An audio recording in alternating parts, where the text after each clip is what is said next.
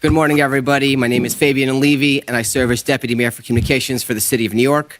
We appreciate everyone joining us this morning for our weekly in-person media availability, providing you with yet another opportunity to ask questions and engage with both the mayor and senior leadership.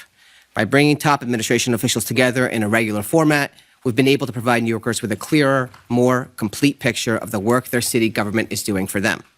So we look forward to continuing that process this morning.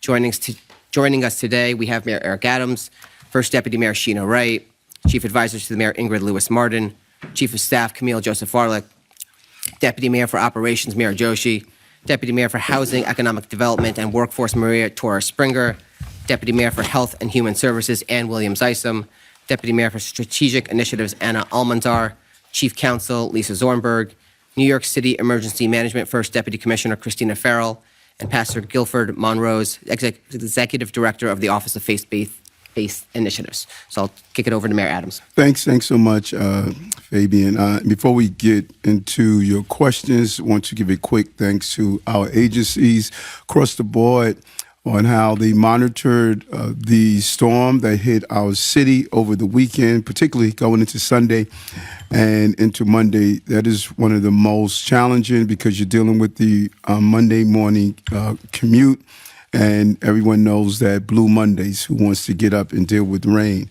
And the teams were ready. The NYCM being led by both the Commissioner Iskel and Deputy Commissioner Farrell was really coordinating the entire response. DOT's Traffic Management Center was laser focused on roadway flooding. Our teams at DEP, DOT, and DSNY got our catch basins clear, and New Yorkers are responding. We put out a lot of communication to New Yorkers to play your role and clear the catch basin. That makes a major impact in getting water drained off our streets. The Parks team responded to downed tree calls.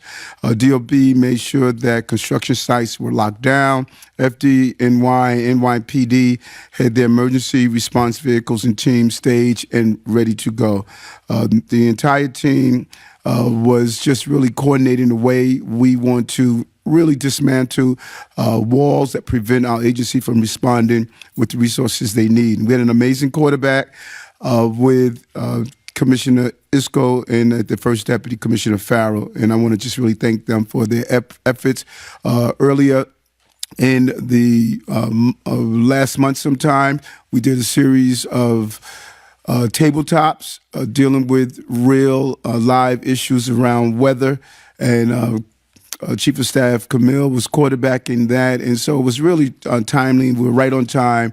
We didn't expect this storm. We had two storms back-to-back weekends, and the team just responded as needed. Even with the rain, we were really happy to roll out open streets on Fifth Avenue.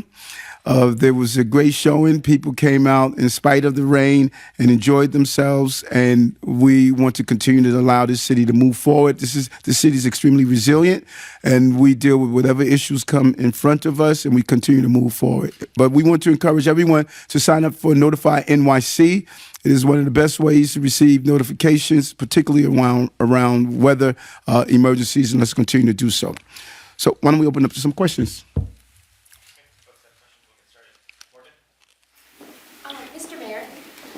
Just wondering about the eSNAP benefits. There's legal aid is challenging the administration and court over people not getting their food right away. Just hoping you could respond to these delays that we're seeing. Yes, and we understand, legal aid has an important role of making sure that we help those New Yorkers who are in need, and the large amount of those backups came during COVID, and there's an unprecedented number of New Yorkers who are still in need and need the emergency cash assistance with SNAP. We're going to have Deputy Mayor Williams-Isom go over exactly what we have done and how we want to move forward. So Morgan, as the mayor said, there's been so much need, and it was such of a high, when we came into administration, the backlog was very high. The team has been working really focused for the past, since December of last year, when we were able to hire over 700 folks to focus on cash and SNAP benefits.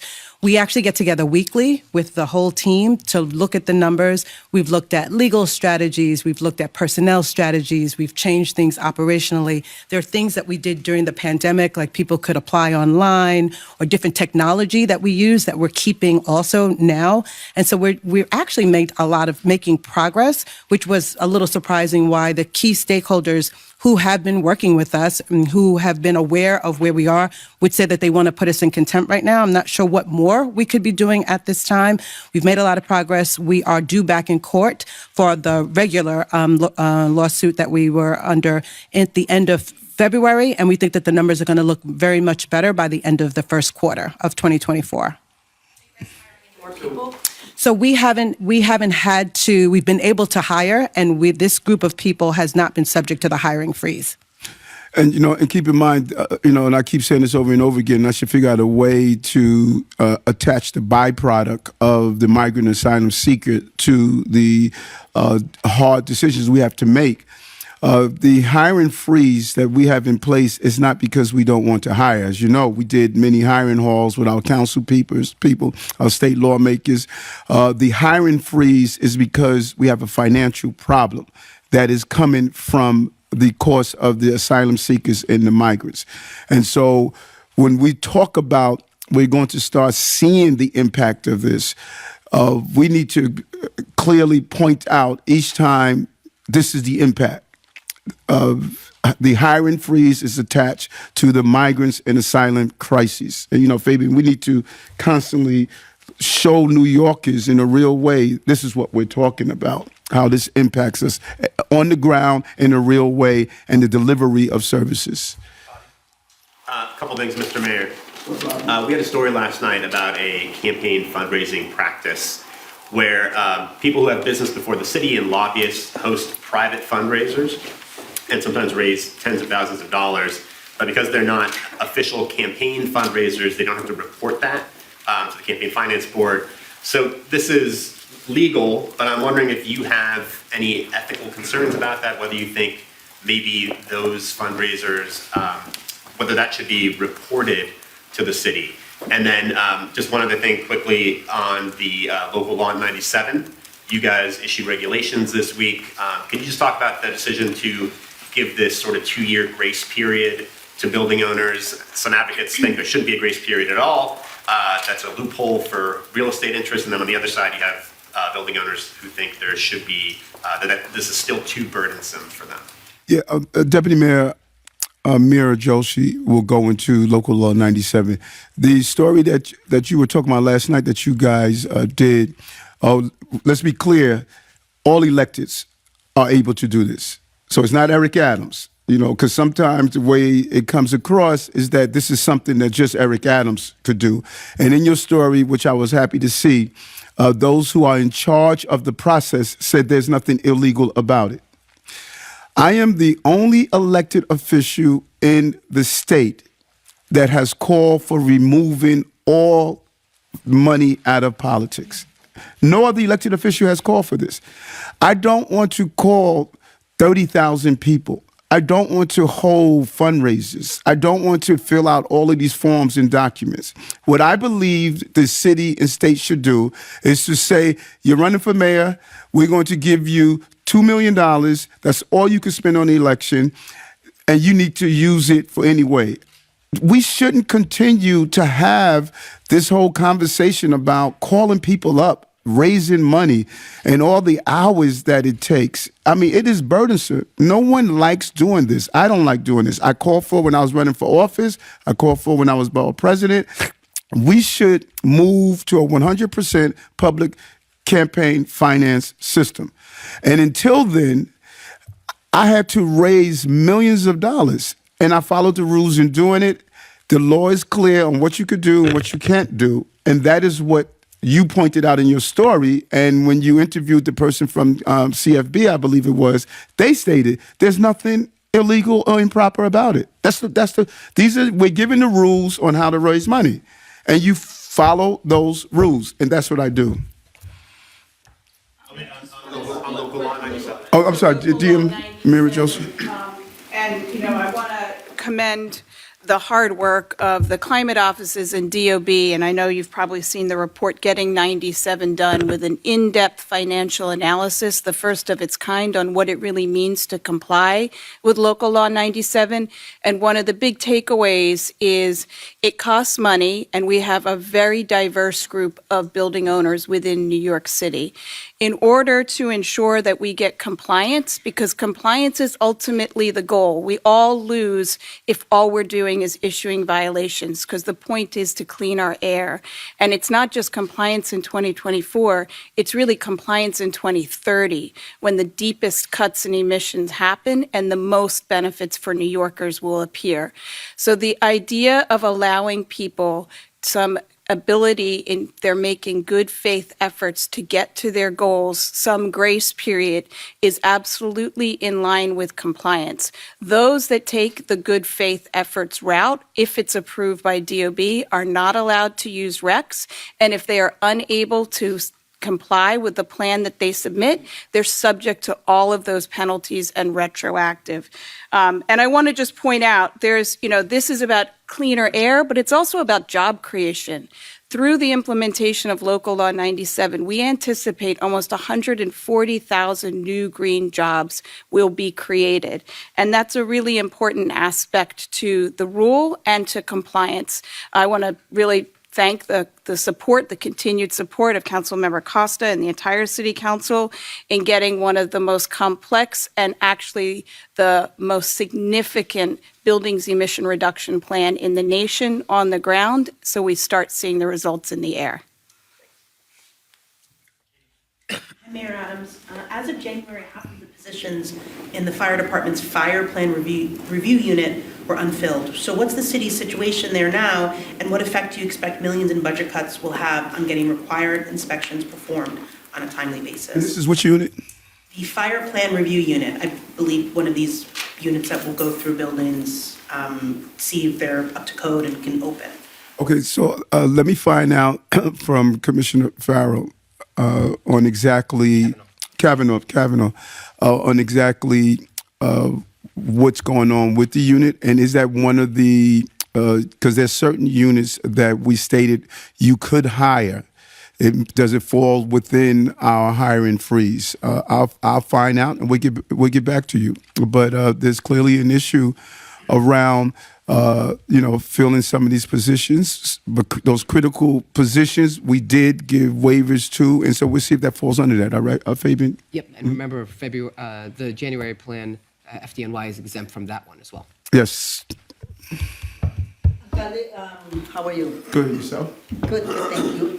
Yesterday, it was an interfaith group that say that they are willing to provide shelter for 5,000 single men with all the services at $80 per day and not at $360 or something like that. Is there something that you are contemplating right now and thinking about to get into? Yes. And Pastor Morose, this was his brainchild months ago when Pastor Morose came to me and we talked about the faith groups coming together. And what is so important around these issues, conceptual ideas are different from operational. And, there's a lot of ideas and good ideas, but when you start to operationalize them, you realize, wait a minute, it's not that simple. Because we never could put people in an area where they're going to be unsafe. So we have to abide by FDNY, DOB rules. And so they will come up with a church and say, listen, like there was one church that they offered that they had a basement space. We couldn't use it. FDNY and DOB is not going to allow me to do something that is unsafe, and I'm not going to allow this team to do something that's unsafe. And so there may be a large number of churches that are available, but we have to make sure each one of them are individually inspected. Do they pass the test of FDNY and DOB, and in some cases DOHMH? And so what Pastor Morose has been doing is going to all of the churches and saying, we would like for you to be a part of this initiative. But they've said, yes, they all want to do it for the most part, but it has to pass the hurdle of DOB and FDNY. Pastor, you want to add on to that at all?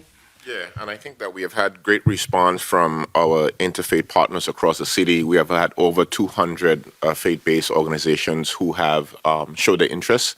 And we have to also remember is that we're asking a house of worship to become something that they want Poise to do, is to become an overnight shelter in short order. So dealing also too with the existing fines with DOB. So it's a work in progress. We made the announcement months ago. This administration have always continued to be in relationship with the faith community, and we will continue to do so. And so with that group that was together, I think yesterday, if they could, and I know, Camille, who's meeting with them? We've been engaged in the conversation. Oh, and if those groups can continue, we encourage what they're doing. If they could vet some of the churches and come to us and say, here is a church that's already ready. You know, this church is ready. They're already vetted. We got an outside entity that did a walkthrough and said that they're prepared. Then it would make it easier for us. We want to do this. Pastor Morose rolled this out. I think we even did an announcement with it, with faith leaders. We did an announcement months ago. So we want to do this, but we have to pass the safety hurdle. And so if they will come and pre-vet locations that we can just move in, folks, it would be a ground ball. OMB is on board. Everybody's on board. We think this is a brilliant idea, but now you got to operationalize that idea. Mr. Mayor, and I just want to Yes. just to add the Trinity Church Philanthropies and HPD have built a partnership to be able to provide funding for those organizations that are making the infrastructure improvement to their churches to be able to house our asylum seekers in the event that they all pass, as the mayor indicated, all the requirements through all the agencies they have to go through. What's happening? So yesterday at your town hall, you were asked, a resident raised concern over the budget cuts. You deflected telling them that, asking them if they protested in Washington, D.C. Yes. Are you calling on New Yorkers to go to D.C. to protest? And do you believe it's fair for them, as you're the elected mayor here, to be putting that onto them to then go protest in D.C.? And I just had one other question too. In Texas yesterday, governor there signed a bill making it illegal where police can arrest migrants for crossing the border illegally. Is this one of your upstream solutions? Do you support it? Any other response to that? Okay, so let me do it in layers. I traveled to D.C. numerous times. The Million Man March to fight against abusive practices, for school support. That's what we do. The heart and soul of who we are as Americans is to go to our center of government and raise our voices when we believe government is not responding accordingly. So I'm not pushing this off on New Yorkers. I'm saying to New Yorkers, you're angry and I'm angry. And the source of our discontent lies in Washington, D.C. And we need to mobilize and rally and go to D.C. and say to the national government, this is not fair what's happening to New York City. And so what I want to successfully do, I want to tell to New Yorkers that class that you're saying should not be cut. This is not our desire. Our desire is we put money in those classes. We put money in senior services. We put money in cleaning our streets. So I need to connect New Yorkers to the source of the problem, because many New Yorkers, when I meet them on the subways or on the streets, they say to me, well, I never knew you couldn't stop people from coming in that are migrant asylum seekers. I never knew that you don't have the authority to do deportation. You don't have the authority to say that you're not going to house people. Many New Yorkers don't know this. They're not aware of it. And so it is my role to educate them. This is who is responsible for what we're seeing in the city of New York. So I don't think it's pushing it off. I think it's what I was always told as a child, as a young adult. If you want to advocate for something, don't depend on just one person. Get engaged. Being a detached spectator in this full contact sport called life is not what I subscribe to. Being engaged. What Governor Abbott is doing is wrong, and I don't even think it's legal. From what my understanding is that he's talking about arresting people who come across and seek asylum. That is when people come across, they seek asylum. It is, I think, is part of the Donald Trump type policies, and I don't subscribe to that. I think we need real immigration reform. We need a decompression strategy. We need to make sure those cities who are feeling the brunt of this receive the financial resources that they deserve. That is what I believe we need to do. If we're going to allow this to take place, we need to not put the burdens on everyday cities. And our coalition is growing. I keep saying over and over again, our coalition is growing. Others have joined me and realized this is wrong, what's happening to these cities. I was, you caught me off guard there. I was going to just follow up on the question about the houses of worship. So, Mr. Mayor, first, do you think you overestimated how easy it would be? Because at your initial announcement in June, you expected to open, 10 of these places in July, another 10 in August, maybe 20 in October. They need to have working sprinkler systems in order to be licensed to operate like a shelter, which would be 19 people. I know now you're doing like 15 instead to try to kind of lower the bar so you can open them quickly or more quickly. But did you overestimate how easy it would be to do that? And also, how much money have you spent so far, or have houses of worship spent? Because I understand that some of them have spent money doing capital improvements, hoping that they could get people in and get paid by the city, and now they're kind of strapped for money. Yeah, no, I don't think the correct terminology is overestimated. I don't know, and probably in the third chapter of my book, when I'm finished, it would explain all of this. I don't know if we know the fullness of what happened in this city. And we're almost a victim of our success because you're not seeing what's happening in other cities. Other cities, people are sleeping in precincts, sleeping in hospitals, sleeping on the streets, children and families, And because we were able to hold that back for so long, people thought, well, okay, this was just a walk in the park. We had 150,000, 1.5 the size of Albany. A new city moved into our city. Now, one child or family sleeping on the street. We absorbed children into our educational system, mental health support, made sure that they had housing, cleaning clothing, feeding people, giving them a place to sleep. I mean, we got to really think about this. And 50% of those who came, we were able to stabilize. 56%. Thank you. It actually went up to 57. 57 now. 57% we were able to stabilize. 80% of those we gave the 30-day rule went on to stabilize their lives. So when you are on the field and you're moving the ball down the field and you're getting sacked continuously, but yet you're able to get up and go back to the huddle and call another play to move that ball down the field. It is easy. That's why that term Monday morning quarterback is about. It's easy to be detached and say, why didn't you do X and X? I'm on the field. I'm getting sacked. This team is the offense and defensive line. We've moved the ball down the field better than any municipality in this country. And so it wasn't an underestimation. This team constantly came together and said, come on, folks, come up with ideas. I was hitting them hard. Give me some ideas. We got to fix this problem. I can't have children and families sleeping on the streets. And so it was the FDNY, DOB, who was part of our conversations. They were very clear.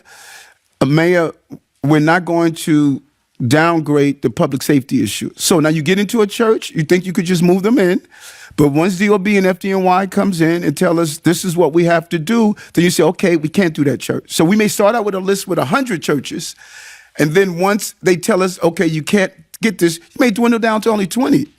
And now we found money for showers to help build out showers inside the churches. We're going to continue to evolve and try to get it on. Ann, you want to add anything to that? The only thing I want to add is that there have been money that was put out for capital improvements, and then because they're new to this process, a lot of them were not invoicing correctly. So it's my understanding as of today, those invoices are in, and they should get their payment in about 2 weeks or so.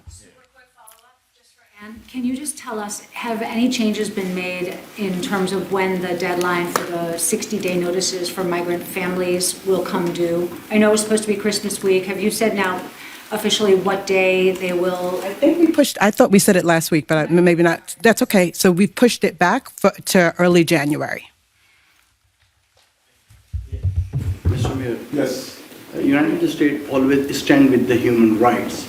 Okay, yes, according to the media reports yesterday, more than 9,000 innocent kids killed in Gaza.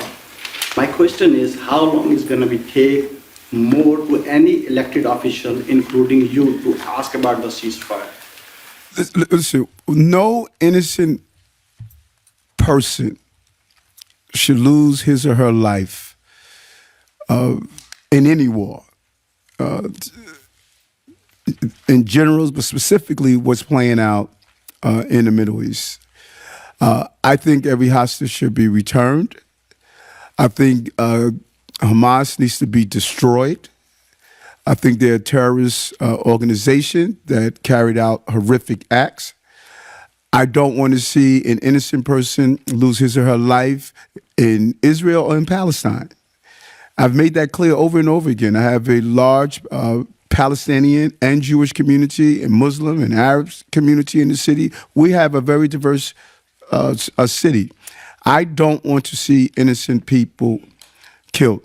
And those who are responsible for the negotiation and the decisions on how they're going to move forward in this action is beyond my scope.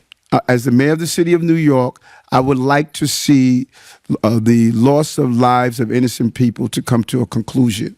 And the negotiators will determine exactly how to move forward with that. And I don't want to interfere and damage that process.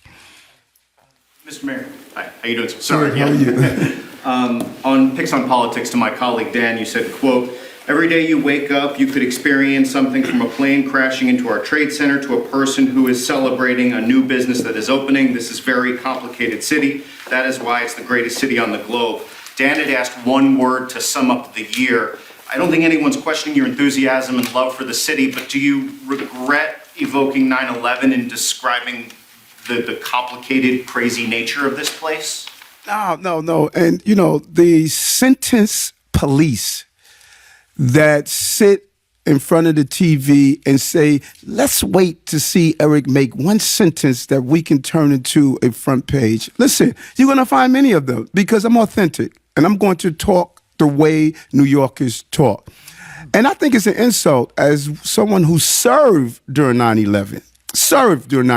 I didn't read about it. I didn't hear about it. I lost very dear friends and colleagues. I've said it over and over again, the resiliency, the complexities of our city.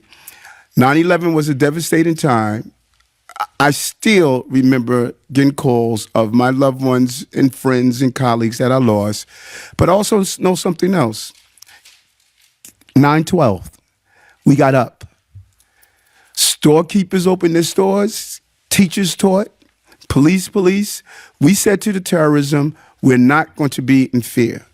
And using the analogy of the complexity of what could happen in this city, from planes landing on our Hudson River to all the other things, that was my comment. Those who take my comments in good faith are not going to try to turn them around and all of a sudden say, you are trying to desecrate the 9/11. Listen, those who have those evil feelings in their heart is going to take it that way. People knew what I was saying. The city is complex. And much of the complexity, believe it or not, you guys don't even know about. You don't deal with what I deal with every day in this city all day. You cannot, hold on, we don't cut each other off. You cannot imagine how complex this city is every day that this team has to respond to. And so that is what I was saying. And those who understand, you know, the way I communicate, they know it wasn't being offensive. Those who don't, they're going to find a reason always. 8.3 million people, 36 million opinions. Can you give us an example from today of that I mean, I'm trying to expand on your, give us something you heard today, complexity we don't hear about. Give us an example. You heard about today. We had two children who we lost that we still trying to figure out exactly what happened. When I wake up in the morning or when I am called in the middle of the night of things that are happening that I have to respond to, or my detail knocks on my door and say, Mayor, we need you to get up and go to respond. An 11-month-old child was just shot in the head, or that, listen, we have a storm that's about to hit our city, or we just had a person that has been missing that jumped into the river and committed suicide, or we just had a teacher standing over, or a school employee standing over a child with their pants down. Listen, all day, every day, all day, every day, and you have to be able to make the right calls to use this team of people that's up here to respond to them. Or I can get a call. Listen, we have a credible terrorist threat. We have a person who has made some serious threats. I can't talk about that. I have to pull the team together and say, listen, we have a potential threat coming to our city. We need to start executing the plan. This is the daily life. And, my years of experience has prepared me for taking all of this incoming and executing the plan and still moving the city forward. Listen, folks, look at the indicators. Double bond rating, more private sector jobs in the history of the city, 26% decrease in shootings, 12% decrease in homicides, 5 of the 7 major crime categories are down. Major companies are coming here, delivering money for teachers. 90% of our unions contracts settled, 100% of the uniform union contracts are settled. I mean, we're moving the ball in spite of all of this. What's up, Mike? Charles, hey, Mr. Mayor, how you doing? Good. I'm gonna read my questions so I don't mess it up. So good. Anthony Baez's mother, Iris, told us back in 2021 you promised you'd support legislation requiring reporting on various stop encounters with police consent searches. She's now kind of in fear that you risk breaking that promise. Are you still planning to veto that bill? And also on the same question on the solitary confinement ban, and what message would you have for Iris today? This second topic, I'll be quick, is on transparency. This issue with the shack and the potential for reporters to be put out.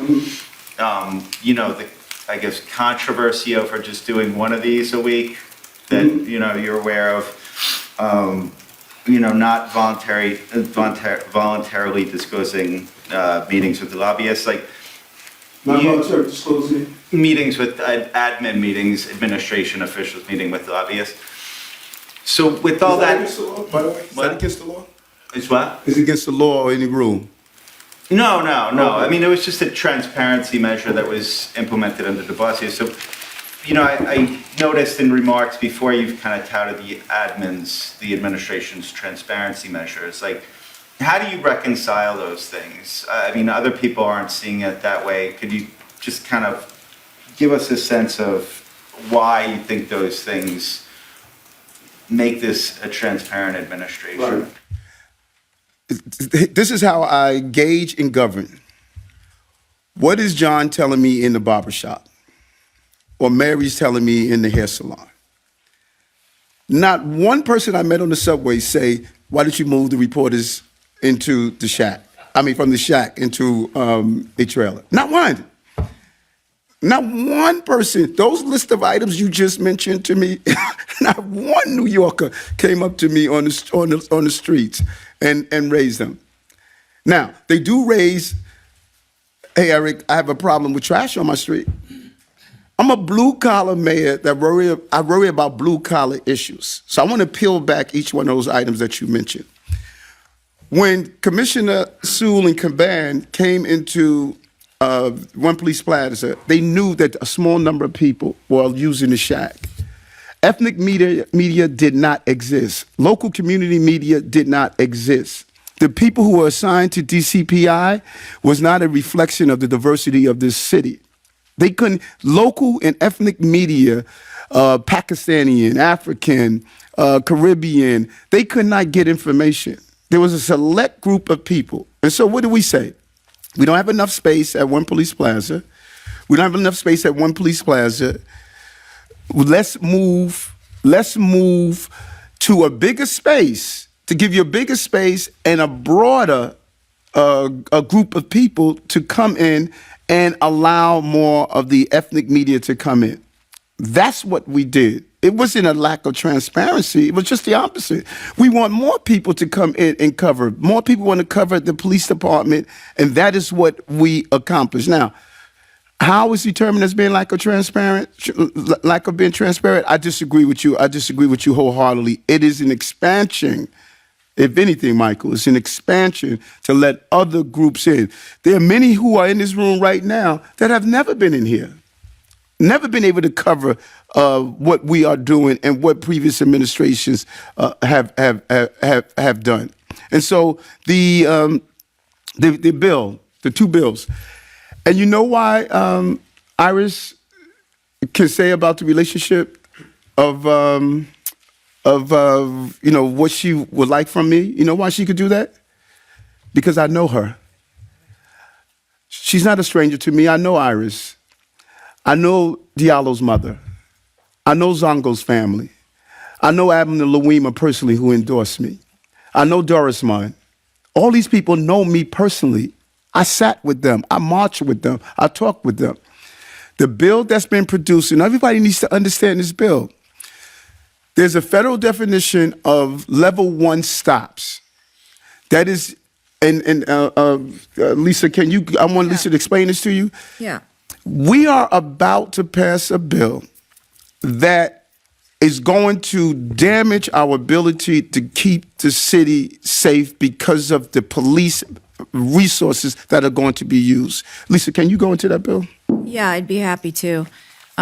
So what I'll refer to as the level 1 stop bill is highly problematic for New Yorkers and for effective policing. What is a level 1? It's defined by New York State law in a Court of Appeals decision. And a level 1, as defined currently, really describes any interaction between a police officer and a citizen which is investigative in nature for either a public service function or a law enforcement function. So a level 1 stop, let me give you specific examples of the reporting requirements that would be heaped on police officers on patrol. Let's take tourism. If an officer on patrol approaches a tourist because they believe they're lost, that's a level 1 encounter under New York State law, because the police officer's approaching that tourist in a professional capacity to give a public service. That is a very routine encounter that occurs tens of thousands of times each year, and under the pending legislation, that bill, it would all have to be documented with paperwork, including with police officers making determinations as to the race and ethnicity of who the tourist or the person is. Missing persons. If a police respond to a missing person report, that's a level 1 encounter because the police are conducting an investigation both for the purpose of providing a public service and possibly for a law enforcement function. They would have to be subject to all of the onerous reporting requirements for that. Let's take a bodega owner. If a patrol officer walks into a bodega and asks the clerk, do you have any concerns about crime in the area? That's a level 1 stop, subject to onerous reporting requirements. So this law, this bill as currently written, would incentivize police officers to do the exact opposite of what we want from an effective police force engaging in community policing. It would discourage police officers from talking to community members simply to avoid becoming a paperwork bureaucracy. And guess what? It would also impair the ability of our district attorneys and local prosecutors to meet discovery obligations and prosecute all of the cases that New Yorkers want prosecuted to keep our streets safe, because everyday police officers would be too busy doing paperwork and turning it over and slow down the whole system. So I can tell you that the NYPD is in active discussion with the city council about reporting requirements that are sensible, but this level 1 stop bill is problematic for a host of reasons, and I don't think that's what New Yorkers want. And so play that out for a moment, right, Michael? Let's play it out. We're not talking about one incident. You're at Times Square, you're in the 75 precinct, you're in the 68 precinct, you're an active cop. Missing person. You're stopping, asking 6, 7 people. Did you see this child? Did you see this child? Each encounter is going to take, let's say, 5 minutes. After you put the information on your phone, then you got to go back and you got to download the document. If you spoke with 6 people on that missing person, that's 30 minutes. If you responded to a cat in a tree and you asked the person, hey, is that your cat? That's another time. This stuff adds up. So now my police officers, because remember our tours are closely connected. When you do the day tour, the 4 to 12 is coming to relieve the day tour, like the midnight comes to relieve the 4 to 12. If I'm telling those officers, you need to come in an hour earlier to fill out your paperwork, there's a gap. That cop is not on patrol. That cop is not responding to your calls of service. And so some people say, well, just give them overtime. Is this the same city council that's talking about why we're spending so much money on overtime? So operationalizing ideas is different from just conceptualizing. And idealism collides with realism all the time. This bill is going to tie up police officers, take them off patrol, and create this paper bureaucracy. Level 2s, we got it. If there's a criminal interaction, I fought to make sure stop and frisk is used correctly. We got that. But you just heard what the council read about level 1s. It's every encounter of police service. I mean, does that make any sense? And so the same with the solitary confinement. I don't support solitary confinement. Remember people who are in jail. People who are in jail committed a crime, and particularly in this circumstance, it had to be a violent crime because to sit in jail for the most part. They are told you no longer can live in society until your case is resolved for the most part. They go into jail. They commit a violent act while they're in jail. 80% of the times it's committed on another inmate. And this bill is saying before you put them in punitive segregation, before you take them out of population, we must have a due process. So the same violent person that committed a violent act is going to stay in the same population that he committed the violent act until there's a due process. That's the same if someone comes and commit a felonious assault on you, and before the police officer can put them in jail, you need to give them a due process before you can put them in jail. Come on. How much additional time do you think it would amount to for a police officer to tap in, like, whatever new bits of information, demographic information? Because my understanding is that that's basically, filling in a couple more blanks or boxes in a form that already exists. Just to give you a little data, Mike, there's an estimate of 7.5 million NYPD and 911 calls a year. And from all the calls that go to 311, about 1 million of them at least are transferred over to 911. So that's at least 8.5 million additional pieces of paperwork we're going to have to fill out. Right. Was it an additional piece of paperwork or a piece of paperwork that alrethey exist for stops that just new bits of information need to be filled in? I'm trying to just understand how that works. Yeah, they from my understanding, they have some type of app that they have to put the additional information. It's not created yet, Mayor. They haven't created the app? The app Okay. is not created yet. So now keep in mind, because that's what I'm saying, we need to operationalize this. When I'm filling out a form as a police officer, I'm now out of action. Because you're not going to be on patrol. You're not going to be on the corner somewhere with your head down filling out a form. So I'm telling that police officer, you're not out of action. Either you're going to go in your car and sit down and fill out that paperwork, that inquiry you're making, you're now out of action.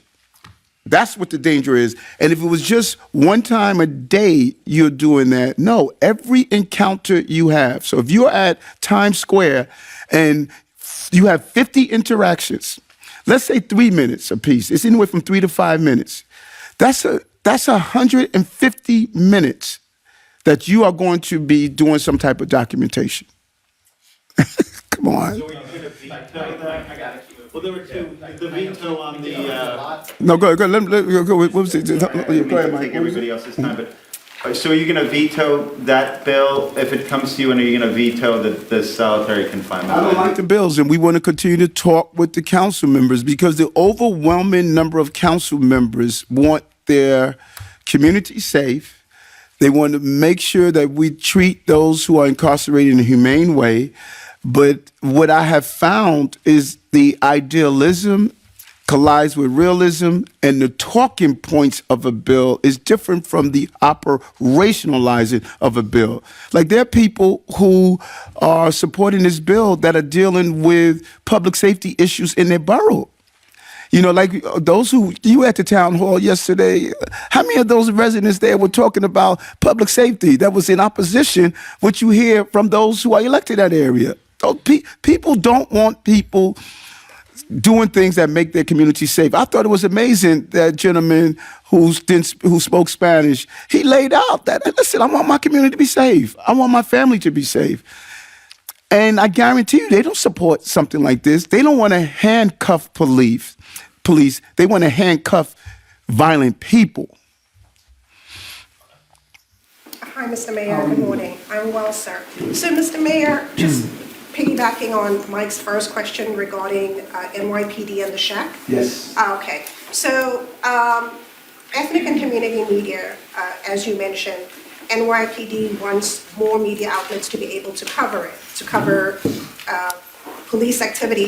But, Mr. Mayor, what about here in this building in room 9? Right. How many ethnic and community media outlets are here in room 9 covering your administration? And would this administration open it up and allow more space so more ethnic and community media can continue to cover your administration? I'm so glad you said that because it comes across that I'm the bad guy because I want to expand, you know, and I'm not sure who controls room 9. Can we find out? Yeah. Who? Yeah. No, we do. I'm sorry. Hold on. You said who does? Guys, we'll answer the question. We do, and there are multiple outlets in that room that have multiple seats, so we can talk about. I'm happy to have a conversation about making sure ethnic and community media do that and have one seat per outlet. We're happy to do that. Yes. Mike, Jeff, how do you feel about that? Yeah.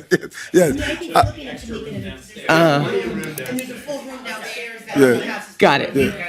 We will happily have that conversation, Mona. Yeah. But I think the mayor made the point very Yes. clearly that this is the first administration to specifically invite ethnic and community media into these off topics because we want to make sure that you're advocating and speaking to your communities. But I'm happy to have that conversation. So we're going to do. What we're going to do. Here's my commitment. I'm so glad you raised that because I wasn't aware of who controlled the space because I know the city council and we both have sort of dual tenancy. We're going to do an analysis of how we're using space in the building for the press. We're going to make a determination if those have multiple seats, if they're going to have to decide which one of them are going to have to give up one. We're going to have to open this place up to the ethnic and community media. Give us some time after the New Year's, and Fabian is going to come back and give me an analysis of how we could do it to expand it. Question. Yes, I'm yes. sorry. Also, Mayor Adams, a bill is being introduced by Assemblyman Al Taylor and Senator Parker to create the Governor's Office of Ethnic and Community Media because a report came out with less than 5% over 10 years given to ethnic and community media. And the bill seeks to replicate what you have here in New York City, this model. Is that something that you would consider supporting the exact model, but on a statewide level to support ethnic and community media? Without a doubt, I've made it clear that we do not speak to all New Yorkers, and I believe we need to do a better job in doing that. I saw that during COVID, how we failed to. You know, people thought that Folks only looked at certain outlets and certain papers. We have been unfair to ethnic and community media in this city, and we've treated them as second-class citizens. I don't believe, and it's not going to continue in this administration. As I stated, I'm going to support that bill, and I'm going to speak with both the assemblyman and the senator, and we're going to do our analysis here. I'm glad you raised it. We're going to do our analysis here, and we're going to level the playing field. And a shout out to Jose. Yes, yes. Jose has done an amazing job on ethnic and community media, looking at how we are advertising, how we do, as you know, we do ethnic and media coverage each week where we speak one-on-one with reporters. We do roundtables with them. I have been clear from the beginning. I ran on making sure we diversify the press corps and we expand it.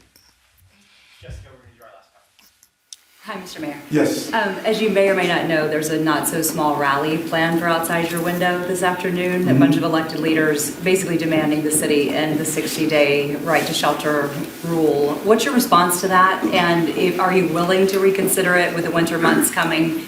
And if not, I know you've talked about this a lot, but where are these people supposed to go? Yeah, and listen, I've been on protests. I protested my days.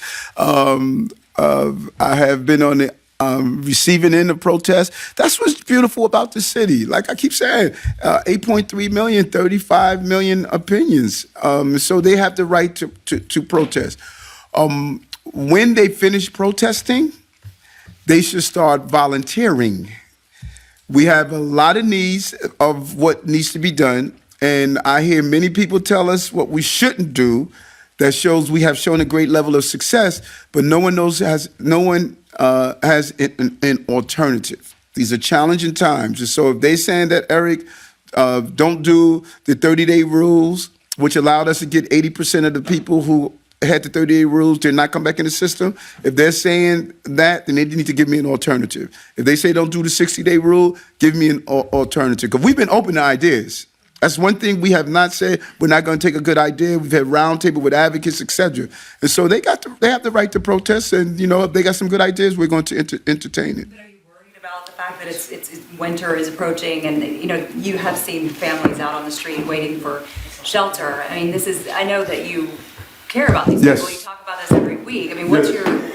Yes. She wants to say something. We are. Hold on, but we are worried. We are worried. And I want you to get in a minute. But what I would like for you to do, the same thing I did yesterday at that town hall. Each one of them out there, I want you to ask them: have you been to Washington? Have you communicated to the federal lawmakers that this should not be happening to the city? See, they are responding to the water overflowing. They're not responding to turning off the faucet. Every one of them out there, the question that you should be asking, by the way, have you gone to Washington?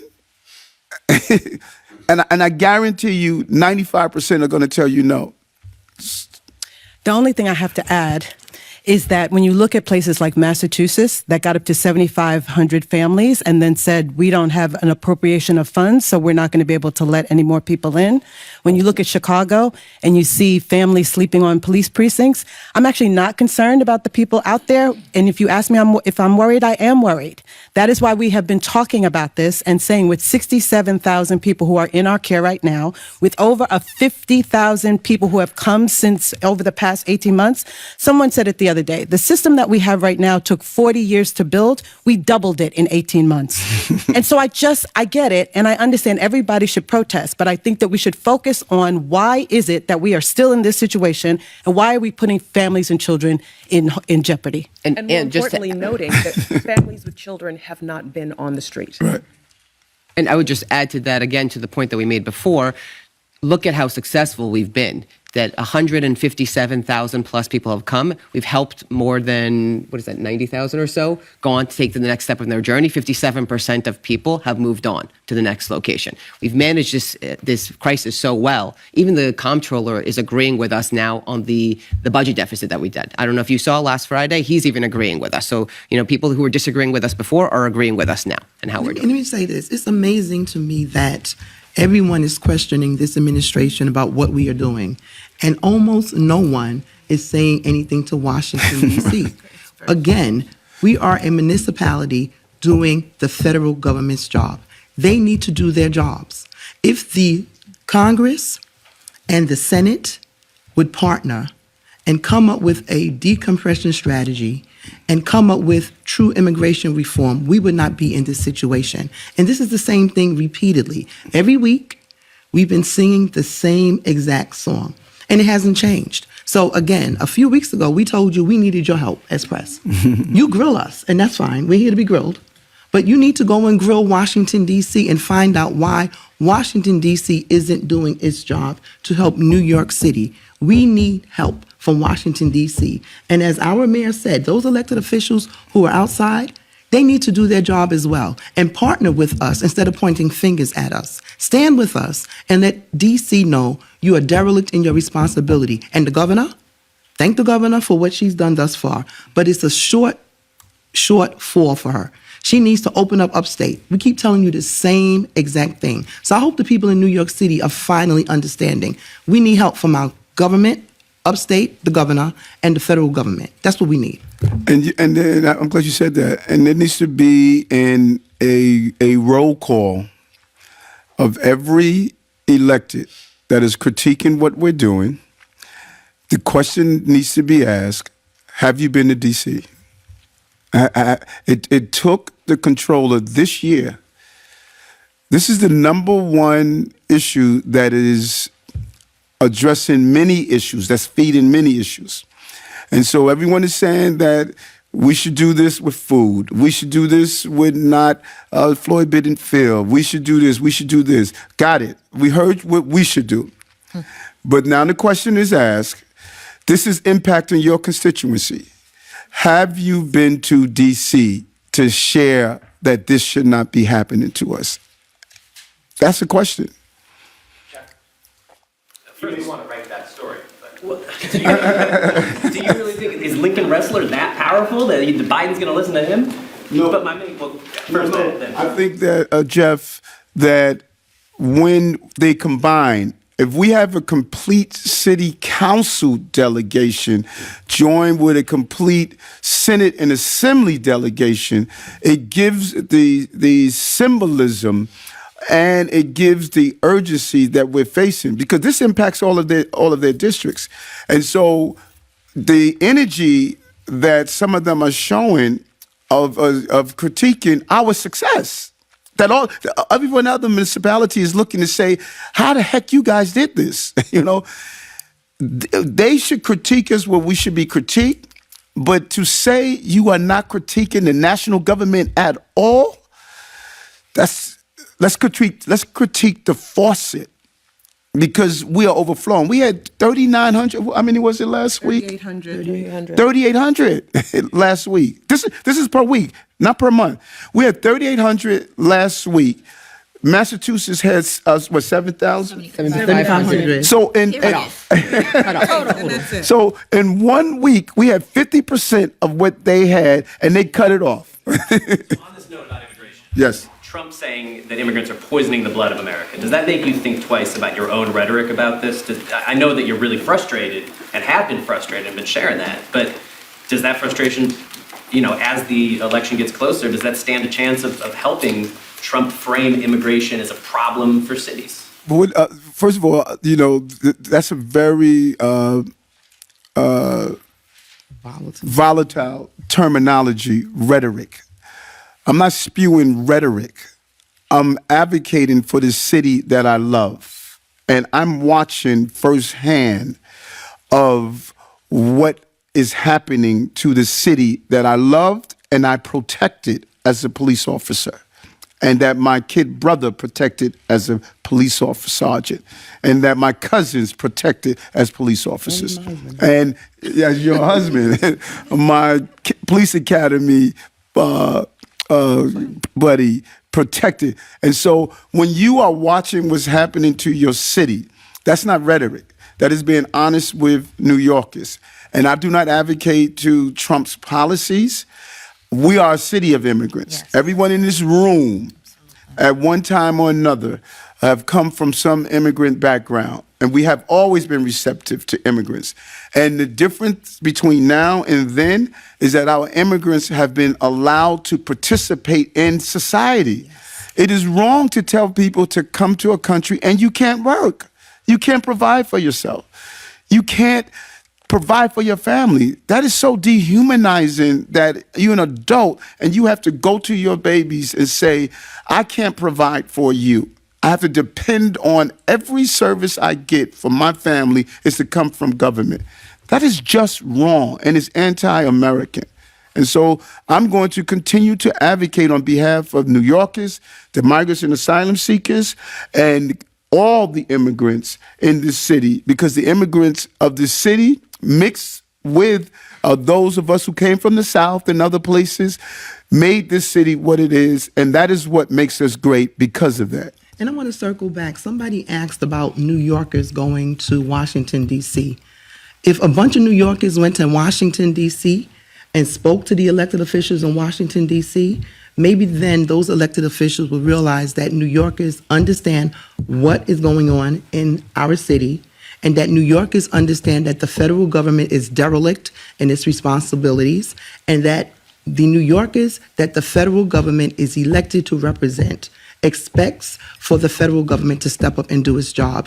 And your coalition, Mayor, that you started, all of the different states need to get their constituents and their base to all trek down to Washington, D.C., like the 1 Million Man March, like during the Civil Rights Movement, because this is outrageous. This is outrageous. And the news, you need to cover that. You need to make it clear that Washington is not doing its job. That's what you need to do. Got it, Jeff? Congestion pricing. Hold on. Sir.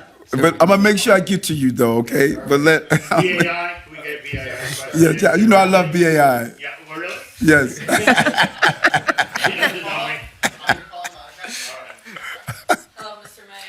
Yes, how are I you? want to continue that topic because there is a stall right now in Washington over the package aid for Ukraine, for Israel, and the reason is basically the push for the immigration reform from the Republicans. So what would be your takeaway from that? If any package that's passed, my communications with the senator and the Congressman Jeffrey, Senator Schumer, they stated they were going to advocate to make sure they're going to fight, I should say, to ensure that some type of relief comes to, financial relief comes to New York and those other municipalities that are being impacted. And so I'm hoping that that conversation continues, that we have to deal with this issue, and it's going to cost dollars and cents to do so. $1.3 billion is not the answer. We need far more than that for the entire, all the cities and states that are being impacted. And I'm hope they keep advocating for that. That is why I've been to Washington 10 times, and that's why we're going to continue to go. I don't want to allow this conversation to fall in the shadows. I have to stay front and center. No. You get a few more, because we were long-winded. Yes, pricing question. I know it's a state matter, Yes, but you said this is the beginning of the process. One thing that occurs to me, there's 500,000 people that here, and a lot of the first responders don't live in here. Is there any exemption for police and fire who have to come to protect us people in the city? Are they going to be charged the same price, or will they carve out an exemption? You talking about they drive down, or you saying if they? Yeah. Places that don't have mass transit, they're coming in, 1 in the morning, midnight shifts. Mass transit is terrible at that hour of the day. They use a car, and we got to tax them and use a car. Listen, the concept of congestion pricing, I say it over and over again, is a good concept. And we have to operationalize any concept that we introduce. And you cannot allow idealism to get in the way of realism. I've made it clear we cannot move the environmental issues to the outer boroughs like the Bronx, Staten Island, Brooklyn, etc. We have to make sure that there are those who should be exempt. My focus are individuals who drive their cars out of luxuries. That is who should be paying for congestion pricing. If you're doing it out of luxuries, you should be taxed for doing so. I don't think those who are dealing with necessity, I don't think we should hurt those taxi cab drivers, my school buses, and others. And so this is part of the conversation that's going on. I wish we would have complete control of rolling out congestion prices, but we didn't. It was the state gave the authority to the MTA. I thought these were our streets. I believe we should have put together the panel. We should have had the hearings. We should have came out with the final product. But I don't have that. I had one rep on the board, the panel, and I advocated. I told him what my desires were. Hold on. I'm gonna get to you. I'm not gonna forget you. Emergency vehicles, and the board has recommended an exemption for specialized government vehicles. So we'll be engaging with the MTA, board members and staff on that definition. But what if they're coming to work? Right, so that definition of specialized government vehicles was left pretty much undefined, and that's work ahead. Go ahead, BAI. Okay, yeah, thank you. Mr. Mayor, before the First World War, a Republican governor faced with a $5 million deficit, for those days back in Albany, imposed something called the stock transfer tax. It was a nickel per $100. It's been on the books in places like London since the 1690s. And so in the 1980s, states and Democrats decided to rebate it back to Wall Street. Phil Steck, the assemblyman from Schenectady, says over $300 billion has been handed back. Is it possible in this era of emergency where everything is about money, we could implore good citizens like Catherine Wild and other business groups to just suspend that rebate for this period of time? Because, sir, as you know, Washington can't agree who won the last presidential election. That's a state issue. They're going to have to debate that and come up with a conclusion. I don't think I could make it any clearer that everything should be on the table, because by law we have to balance our budget. And this is not all about money. I want to be clear on that. This is not about money, because if we subscribe to the theory that we need to just continue to pay for anyone coming anywhere on the globe to New York City and stay as long as they want on our dime, that's a losing scenario. We have to fix the problem. And because if we don't fix the problem, this could become a bottomless pit that we will constantly find ways of how do you pay for something over and over again. That is not a solution. We have to fix the problem. Okay? Hold on. Let me do a few, and then we're going to bounce. Good morning. You had your plan for New York City when you were running for mayor, Yes. and you were probably expecting challenges, but maybe not the migrant crisis. Mhm. Do you see an end to it? People are resistant about touching the right to shelter law. Mhm. Will the solution be a bottomless budget or anything else? Both my conversation with former mayors and mayors across the country, they've made it clear that running a city of this size, they say this is the second most difficult job in politics. We've heard it over and over again. Running a city of this size, they say, Eric, there's going to be some unforeseen challenges that you cannot imagine. Like Bill de Blasio didn't expect COVID. I mean, we closed down our city for the first time, and he had to navigate it. It was a real challenge. And so when you look at what we are experiencing here with the migrant and asylum crisis, COVID, we saw an end. The migrant and asylum crisis, I don't see an end to this flow if we don't have real changes in Washington, D.C. And as I was just saying, we can't just say, well, let's just figure out how do we find more money, because we're limited in the money that we can spend. And so it's a real concern for me. It keeps me up at night, and I'm sure it keeps this team up at night. How do you handle, close to 4,000 people a week? A week. It's a challenge, and we have, to the surprise of many, we have done an unbelievable job of building this system. Is it perfect? No. But it's a system that prevented children and families from sleeping on the street, and it's a system that prevented from inhumane ways of taking care of people. It came with a high cost, and we got to continue to navigate our way through this. And I just thank God that I'm the mayor right now during these times because of the life that I've lived and my understanding of managing complex problems that I'm glad that I'm here, because there's some other folks, if they were running the city right now, we'd be in a whole lot of trouble. Let's do one last one. So Jen, why don't you go? Oh, thank you, Mr. Mayor. Jen Peltz from AP. The governor has today signed a bill that creates a commission to study reparations. Do you have any thoughts on that? It should be studied. It should be studied. I think that was, whose bill was that? Do we know who the bill was? Find out. Yeah. Who? Sanders. And I take my hat off to Sanders. Sanders and I, we went to Africa together as senators. It was his first trip, and it was very emotional for him.